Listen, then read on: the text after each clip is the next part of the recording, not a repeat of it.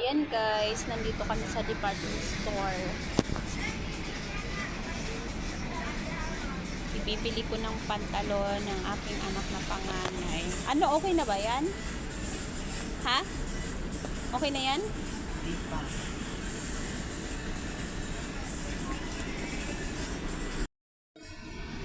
Ilan bang ano kukunin mo? Hoy, duha lang amo. Hindi, last na to. Square pants. Duha lang. Pila ba? Tingnan mo muna ang price. 420 na. Ay, yung duha. Tingnan mo muna. Huwag na. Maghanap tayong barato lang ba? Ito square pants na kami. So, ayan, mag-ikot-ikot pa kami dito, guys. Ano? Yung pajama na panlalaki. Kahit ka naman. Hmm? Ano? Pili ka na lang.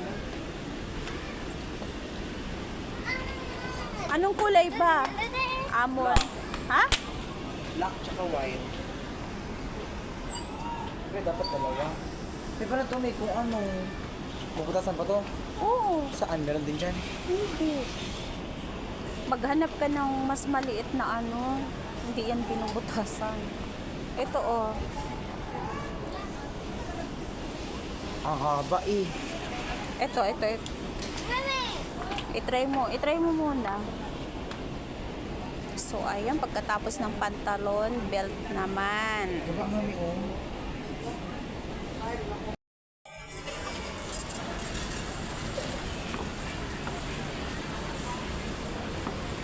Hi, ate.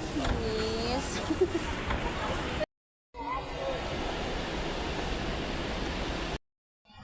Wala ko nakalagay mi eh. Tingnan mo nga. Oh, yun mi, maganda rin. Meron akong makita. Okay lang din to. Okay lang din to. Nagtanim na sa akin? Kaso ba't walang ano, price? Ate Binis. Ano? Pila? Pila? 435. 3.50. Hindi naman kasi pwedeng gusto akong maunang pantalon tapos mga ganyan na sapatos tapos puti damit ang pangit. Dapat ano? Maghanap nga ta ng ano. Mura ba? Ako na ako slack. Cellphone. Wala ko sa pantalon mo.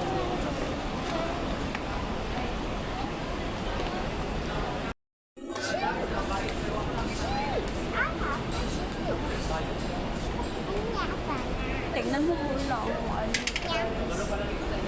Ano ba? Free. Ha? Free. No, war. Gugusin ko yun. Ayun. Rarampa ka ba? Free. Para kang rarampa eh. Baka may available sa isis sila. Magtanong ka.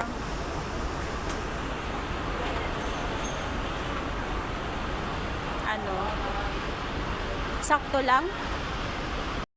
Ayan mo, makikita mo doon sa tas. Pag nag-15, ano, bigla mo ng ano, o kaya pag 10 lang, bigla, ayan, 8, 9, 10. O pag nag-10,